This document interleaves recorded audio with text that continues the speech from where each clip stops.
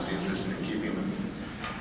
The article that was published by Bill Lewis and Tom Pickering in Walsh in the New York Review of Books on the 20th of March is, I think, a welcome contribution to the efforts to find a solution to the international controversy about Iran's program of enrichment of uranium. I know the authors personally, and I have very high regard for their knowledge and judgment. As I shall indicate, I share many of the views that the authors advance, and I see several merits in the solution that they submit. Having said that, I can also see some weaknesses, as they do themselves.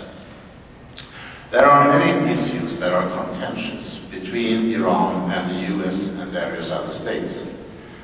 And I don't need to enumerate them. There are also many Iranian grievances about restrictions on trade and investment in Iran, as we heard a moment ago. It might be possible to bring the specter of such issues into the discussion and aim at a comprehensive settlement, and some of the previous speakers spoke about that possibility. However, the article by Lewis and his colleagues is focused on the nuclear issue, and so will my comments be. That part of the Iranian nuclear program that consists in the construction of nuclear power plants for the generation of electricity is not really controversial. Indeed, the states that have been negotiating with Iran appear ready to offer cooperation and transfer of nuclear technology for the construction of nuclear power plants, as they are ready to provide technology and transfer technology to other states in the Middle East. That's part of a nuclear program, but it's not the whole nuclear program they're talking about. This part is non-controversial. The controversy has regard mainly to that part of the nuclear program that relates to the construction of facilities for the enrichment of uranium.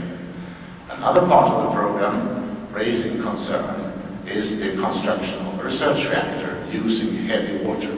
I shall not touch on that part because it's not covered in the article either. The concern about enrichment facilities arises because where there is a technical capability to enrich uranium to some 4% that is needed for nuclear fuel, there is also a capability to enrich to the higher levels needed for nuclear weapons.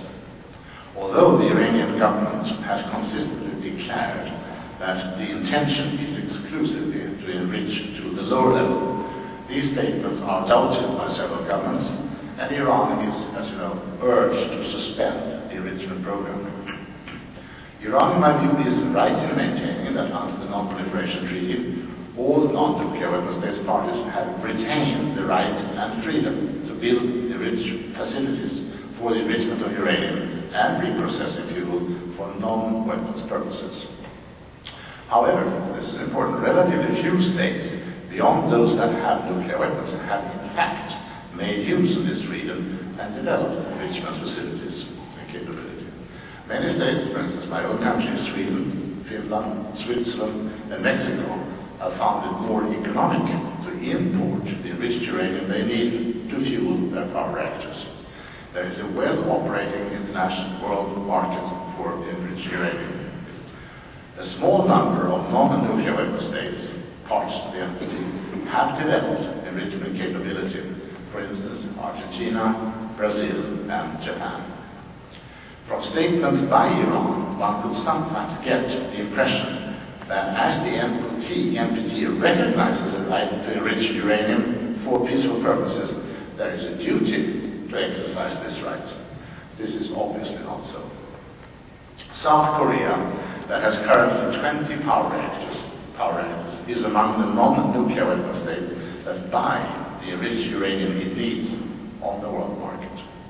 In this case, one reason for not developing an indigenous capability is certainly a wish to avoid concerns that it might use such a capability to produce weapons-grade uranium. One element in the agreement discussed in the six-part talks in Beijing is a renunciation, both by North and South Korea, of enrichment and reprocessing plant. It goes back even to the denuclearization agreement between the North and South in, I think, 92. What we see contemplated in the case of the Korean Peninsula is a voluntary exercise of restraint by states in a region where facilities for enrichment and reprocessing would lead to suspicion and tension. It is sometimes argued that Iran, having failed for a long time in its duty under the safeguards agreements with the IAEA to report enrichment program, it should have altogether forfeited its right under the NPT to develop enrichment or uranium. In my view, this is a thin legal argument. The reality is rather a deep and genuine political concern about increasing tensions flowing from the enrichment program. Now then the question is it unthinkable that Iran would forego enrichment under any circumstances? The Middle East, like the Korean Peninsula, is a region in which the presence of any enrichment or reprocessing facility is likely to cause concern and tension, while the non-recognition of Israel's production of plutonium for nuclear weapons is an Alice in Wonderland effort to make the problem go away. The ambition to establish a zone free of weapons of mass destruction is rational but difficult. It's probably only in the context of a general peaceful settlement in the Middle East that it would become realistic to establish such a zone, and at the same time probably also necessary in such a context. Iran's program for the enrichment of uranium has led already to increased tension in the Middle East. Is it then excluded that Iran would under any circumstances suspend or forego the program to avoid a further increase in tensions? The authors of the article under review seem to think so.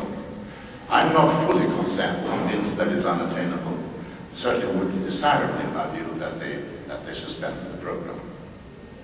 It is hard for anyone, I admit, who has not been inside the long period of talks to be sure about the answer, if there is one. Like many others, I'm skeptical about the format in which the contacts with Iran have taken place and which may have contributed to the current stalemate. I agree with Lewis and Washington Pickering and many others that there should be direct talks with Iran. To ask Iran to suspend its enrichment program as a precondition for talks about the future of the program seems curious. It seems also somewhat humiliating, and it's hardly surprising that Iran has consistently rejected. It does not in reality stop communications, but the format of the 6th-hour Beijing talks with North Korea seems much more promising. It is true that the Iranian program has come a long way and has a momentum of its own. This need not be an insuperable obstacle to a long-term suspension of the program. The world has seen lots of nuclear projects that were ready or nearly ready and yet were terminated and suspended. I think the Argentinian enrichment plant in Pilcanyu is among them. Iran is, of course, like the Koreas, entirely free not to exercise the right to develop the capability for enrichment of uranium for fuel purposes or building a heavy water-based plutonium-producing reactor. They are free to refrain from doing so. The question for Iran is whether the advantages of doing so are perceived to be greater than the disadvantages, including the loss of the investments that they have made in enrichment. It's a question of the carrots and sticks weighing one, but weighs most heavily